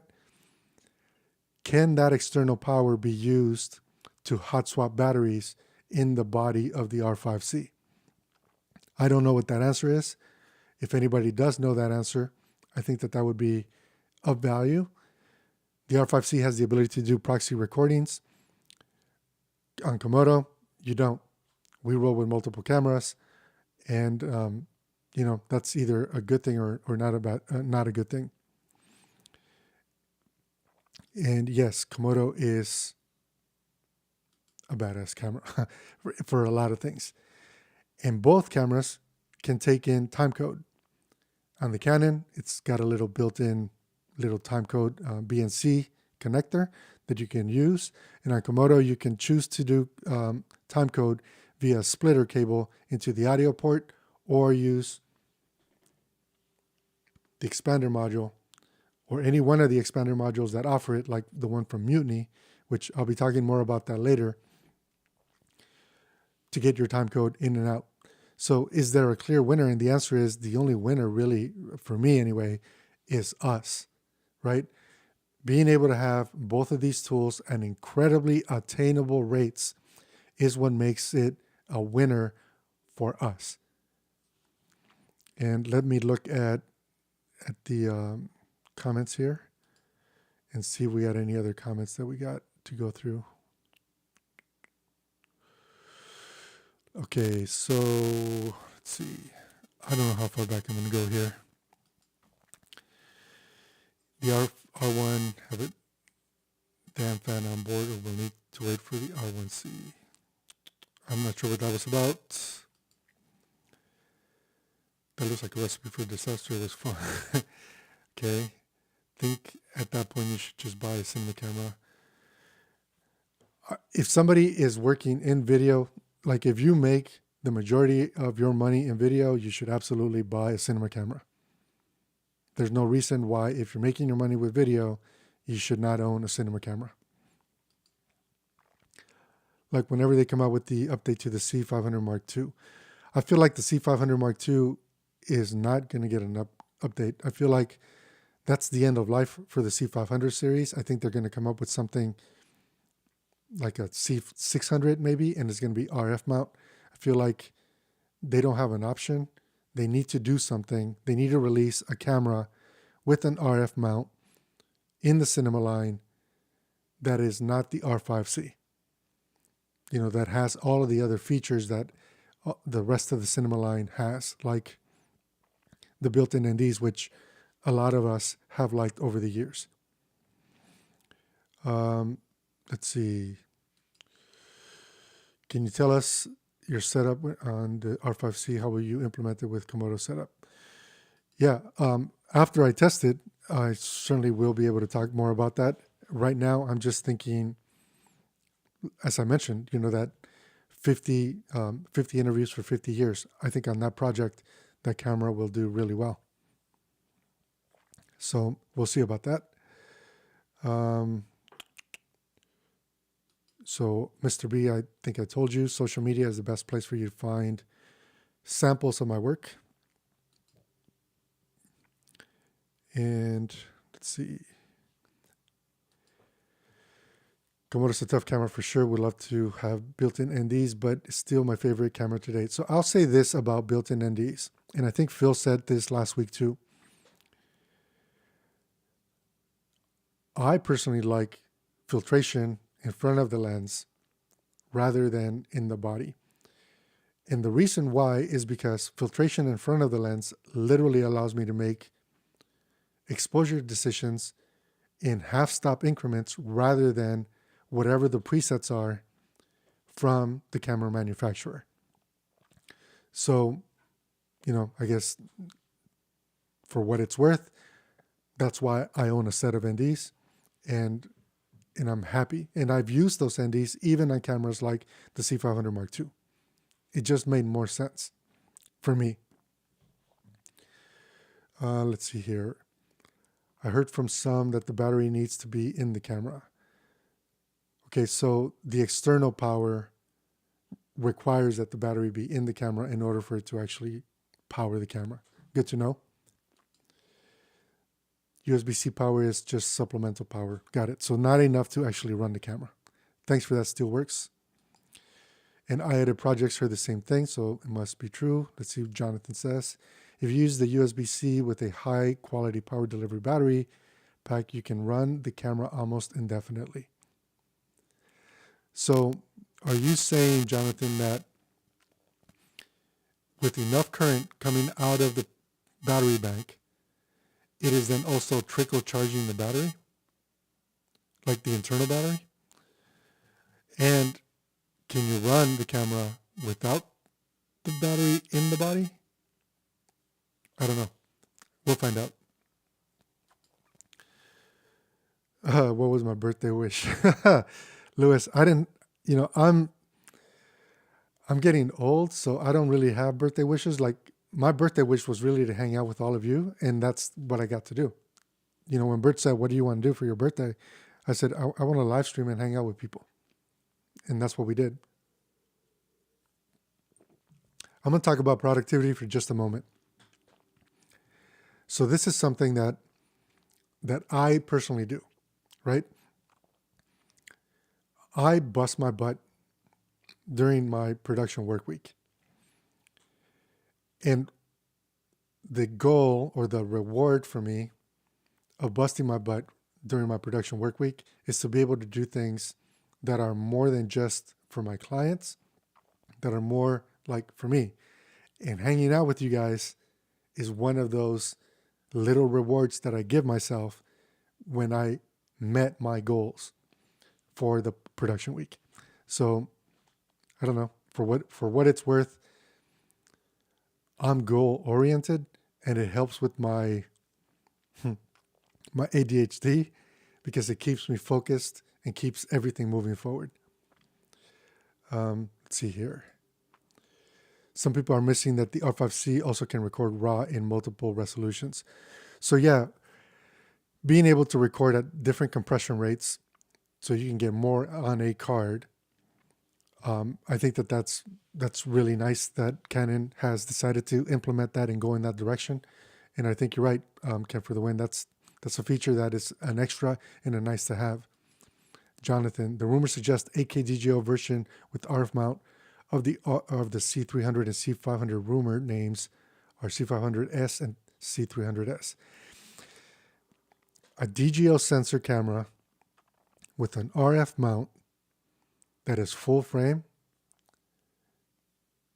it's going to be like, that would be Canon's flex. Like, if Canon is able to pull that off and give us, 6K in the C300 version, the Super 35, and 8K in the full frame version, that would be Canon flexing. Will Canon do it? Who knows? Komodo RF mount. Cool. Learn something new every day. Thanks, Carlos, for your insight on the cine cameras. Thanks for the compliment, Comp Channel. Can you use the Anton Bauer Tilta-based batteries to power the R5C? They have DTAP in the Anton Bauer Titan base battery, plate screws bottom. So yes, last week Phil showed us that if you choose to use a dummy battery in the R5C, there's a little plastic or rubber thing that you can pull up to allow the cable to come out, so you can use an external battery, so you can D-tap power the camera. So I believe the answer is yes. And I think Steelworks is agreeing. Jonathan, the internal battery will barely get used if you have battery pack with USB powered. Okay. Lewis agrees with the internal ND thing. Awesome. Yes, it will charge the battery if you have the right type of LP6 battery. That's actually also really good to know. So in case you need to untether, you'll have, a full battery. That's kind of cool. I'm excited to learn. I'm excited now. I need to revisit your ND filter video. Thanks, Lewis. Early tests suggest 7 hours of recording with the internal battery plus battery bank. If you have multiple battery banks, you could record for a long time, but you also need to have enough cards. That's actually a really good point. And we'll see where the capacity on those cards, maxes out. I believe Phil let us know last week that the highest capacity card that we can expect is going to be 4 terabytes. I'm not sure that I would, 1 terabyte cards are the right sweet spot for me. And those are the cards that I use currently. Let's see. I agree, Carlos. Work hard, then talk shop. Cool. No, I mean 8K, 5.9K, and 2.9K. Oh, got it. So you can capture RAW in all those different resolutions. Cool. Thanks for pointing that out, Ken. Appreciate it. What type of content do you find clients needing the most of these days? Product. For me, product work is one of the things that keeps us busier. The resolutions, so Ken for the win, the different resolution captures that you mentioned, James is saying that crops into the sensor. That's actually really good information to know. Well, Louis, thank you. Your compliments are always over the top. I appreciate it. I'd buy that in a second. A pair of them actually. Yeah, DGL sensor, full frame, 8K, with an RF mount cinema camera. That would make for a very interesting debate for me. Let's see. C500S, yes, there's also supposedly a new C700. I've heard about that new C700. I have no idea what the specs are. Better than the DGO sensor is, the DGO sensor on the C70, because that's the only DGO sensor that I've ever used, that sensor is special. And if they can do that in full frame, it's going to be really special. Let's see. Dummy battery, that's pretty smart. Honestly, it is. Still works. 8K full frame, 5.9K Super 35, 2.9K Super 16. So Super 16 is about 2K, which is cool. Good to know.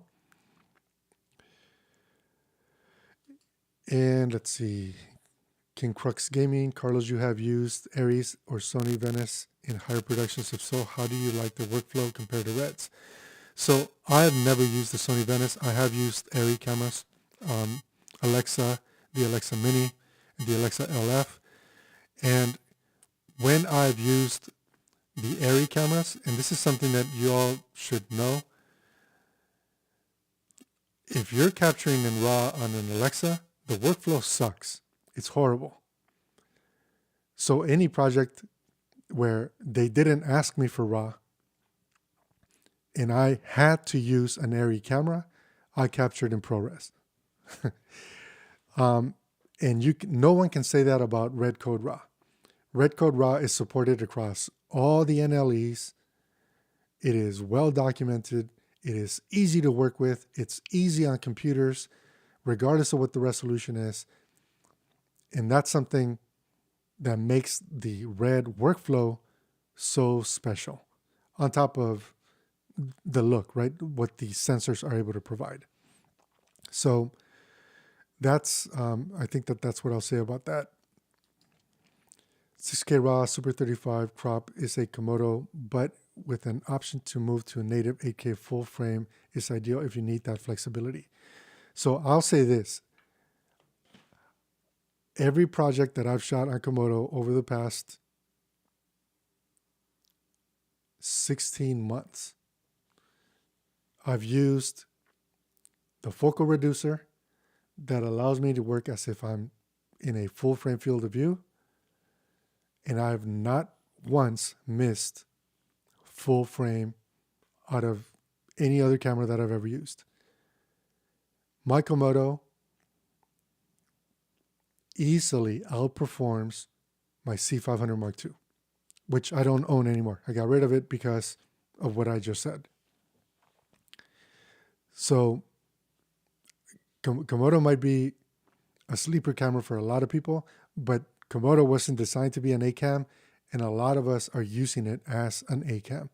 And I think that says a lot about this little tiny camera and its capabilities.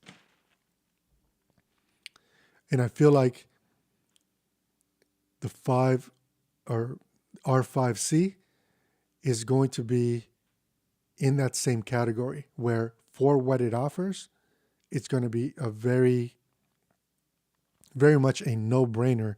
You should pick one up.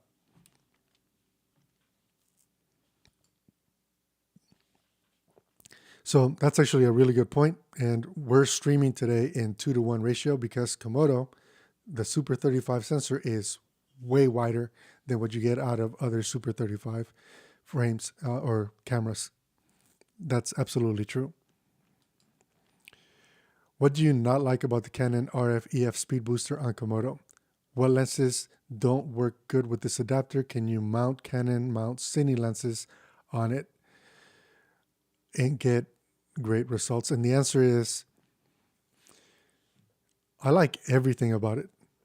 There isn't, okay, so again, I don't want to offend anyone, right? But I was critical of the C70 when Canon didn't account for the exposure differences and the math in the way that the menus or the overlays displayed information when you added the RF adapter to the C70. And then also what that meant for the witness marks on their lenses. We don't have any of that problem on Komodo. Komodo accounts for what the lens is actually seeing. And that's one thing that I really like. Can I mount cinema lenses on Komodo? And the answer is yes. And they take zero quality loss. And it doesn't matter if I'm working with Canon CNE lenses, which happens to be the lenses that I own, or the lenses that I rent, which are Tokino Vista Primes. They take zero resolution quality hit when I'm using the Canon focal reducer. So hopefully that answers the question. Boot up time is huge for the R5, R3. I'm not a professional shoot. I can't shut off my red, but Canons, I can instantly turn on and off and get a shot. Okay, so I don't even know what to say about that. All I'll say is that the boot up time on Komodo doesn't bother me at all. The boot up time on the C500 Mark II was only slightly faster than Komodo. And if you're working with a cinema camera and you're in a new environment, so for example, this camera that we're using now as my talking head, if I was going to use it outside, I need to power it up, let it come up to temperature, and then do a black shade, right? And that's true for a Canon camera, and that's also going to be true for the Canon R5C, which, by the way, being able to map that black point on the 5RC is going to instantly make the R5C a much better video camera than the R5 will ever be. So in a cine environment, you have to black shade for whatever scenario you're going to be shooting in. So this concept of I'm just standing here with my camera turned off and then something is about to happen and I turn it on so I can get the shot. In a cine scenario, that's not real. It doesn't work that way. At least it hasn't throughout my career. And if anybody in the chat, that is in fact the way that it works for you and you want to chime in, feel free. Let's see. So again, thank you for the compliment, Lewis. Oh, by the way, can said focal reducer will work with the R5C if shot in Super 35 crop mode? No idea. My guess is it'll vignette the sensor, but I have no idea. I don't know. That's a good question. Oh, you're saying Canon said it will. So that's an interesting thought. Would you need to? I don't know. Computer power of Red Raw. Could you please expand? Sure. So if you are using a laptop that was built in the last 2 or 3 years, you will not have any problems with Red Code Raw. If you're using a desktop that was built in the last 2 or 3 years, you will not have problems with Red Code Raw. If you take 8K out of the Canon R5 or 6K out of the C500 Mark II, and you're working with the same type of computer, your render speeds will likely drop to about 12 frames per second on a laptop, maybe even 8 frames per second on a laptop, and 12 frames per second on a desktop. In my desktop, I use a Mac Pro. My Mac Pro, the way that it's built out, costs $25,000, and it still only renders 6K RAW out of the out of the C500 Mark II at about 12 or 13 frames per second when I'm exporting. So Red Code RAW is just easier to work with. Can you do a quick update 6K Komodo review after using it? Yeah, there's a lot of Komodo content actually coming. So yes, there will be more Komodo content.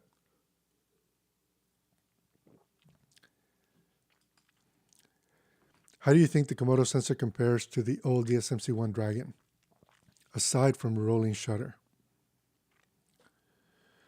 I think that the Komodo sensor and the Komodo image is better than the old. Better? Is better the right word? Okay, when you're bumping up the ISO, or you're working with limited lighting and there are lots of dark areas and you're bumping up the ISO to try to get your exposure the way that you want it in camera, the old red sensors would go green way faster. Komodo doesn't do that as fast. So I don't know how else to explain it. I'm happy with what I get out of Komodo with low light. I have a video on my channel that you guys can check out where I said Komodo's a low light beast because like the way that I exposed in that shot, my exposure was correct. The blacks weren't crushed. There was no noise and it just looked terrific. So I don't know. It's, I can get more out of Komodo than I could out of older red cameras, I guess is what I'll say for now. Brian, actually, Brian's the perfect person to talk about this because he has a Dragon X. They're pretty close. Komodo is better in low light. Yep, that's kind of what I said. Less green shift, that's kind of what I said too. So yeah, good. I'm glad we all agree. Let's see. I forgot to ask about the boot up time. I guess it only matters for running gun, shooting versus studio. Yeah, I don't have an issue with how quickly it boots up or it doesn't boot up. I don't have a battery here, otherwise I would boot this up so you guys can see it, but it's pretty quick. Let's see. I edit. I usually burn through one battery just letting my red warm up and calibrate. So that's true, especially DSMC1 cameras or DSMC2 cameras even. Depending on the battery size that you're using, it could happen because, and here's the other thing, right? Like when you're calibrating, when you're black shading your camera, you don't have to calibrate for every single frame rate and every single whatever. Just calibrate for what you need for that project, and it'll go a lot faster. And you should probably avoid doing auto calibrations. You should calibrate manually to whatever you're shooting, and then you don't have to worry about waiting 45 minutes for the calibration to finish. Just my thought.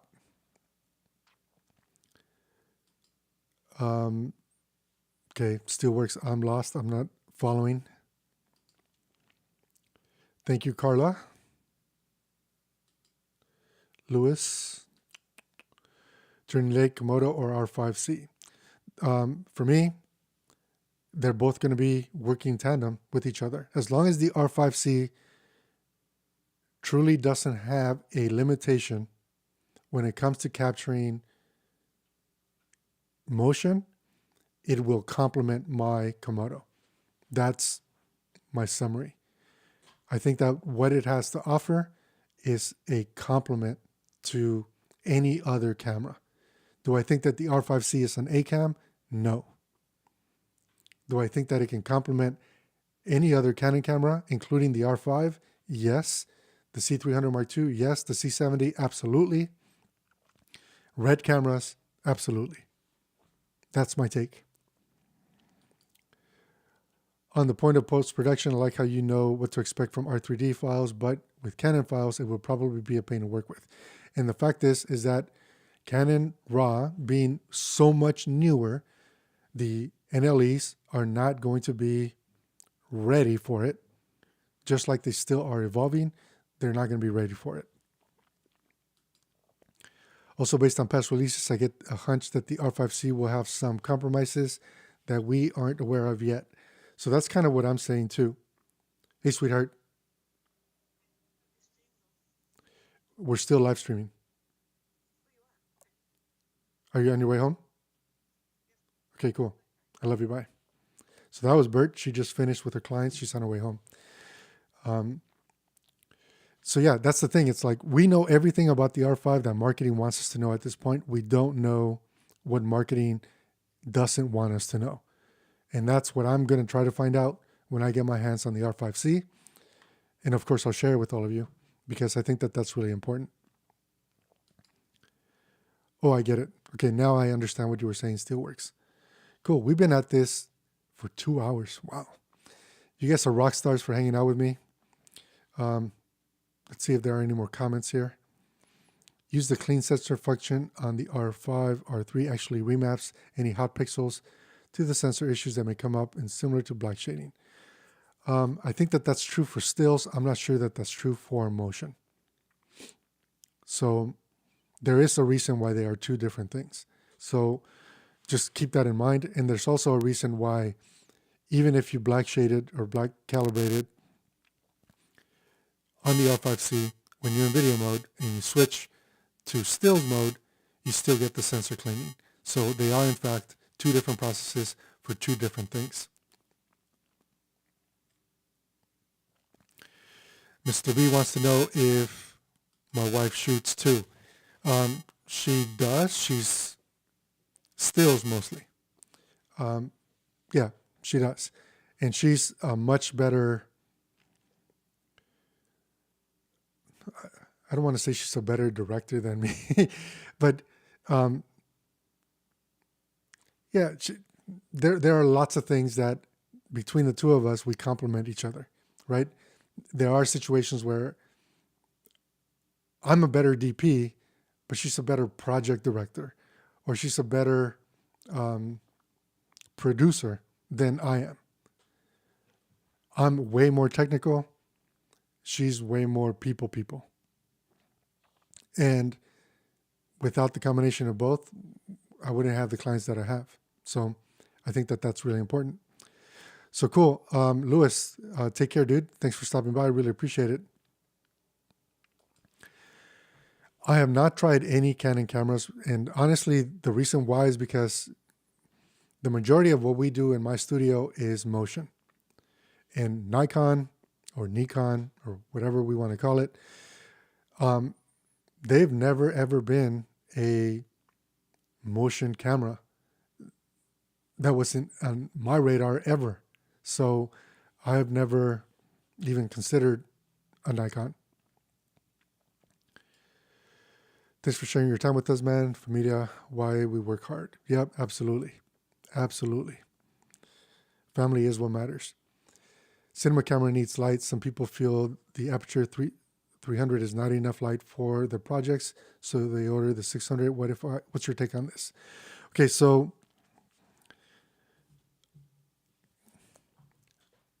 the super short answer is that the aperture 300D is a good light if you can control all the light in your studio. In other words, if you're working in a studio that doesn't have windows, and if they do have windows, that you can black them out, the 300D by aperture, a couple of them, 3 of them, an array of them, is going to be more than you need to get proper exposure on whatever you're shooting. If you work in a mixed light environment, the 300D is not enough. You need the 600D. We roll with 4 of them, 600Ds. When the 1200Ds drop, we're going to be picking up 2 of them. The 600 is a better light in every possible way. And what you need to know about aperture lights is that they work best when they're at full power. And if you need to reduce that full power, using diffusion in front of that full power blast is where you're going to get the optimal results from aperture lights. The dimmer's okay, but if you begin to work with fast frame rates, you may begin to see artifacts. And I'm not talking about just flicker. I'm talking about artifacts that will ruin your shot. So hopefully that answered that question. Cool. Anybody in the chat going to pick up the Canon R5C? I'm kind of curious. Just want to know. And if you do, we should all compare notes. Like we should all tackle something different in the camera and then have like a powwow live stream type of thing where we say, okay, hey, I was messing around with high frame rates.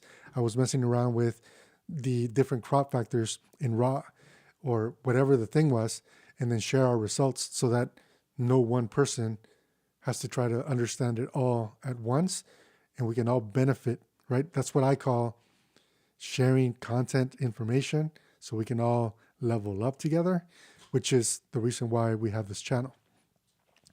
What do you guys think about that? Cool. I'm glad Ken's in for that. Steelworks already pre-ordered. That's awesome. Paul, sweet. Heck yeah. Cool. You pre-ordered 2 of them. That's brave. Carla did not. Yeah. Cam, of course, he already told us he put his his order in, which is really cool. So cool. That's all I got for today, guys. I mean, I didn't talk about anything controversial today.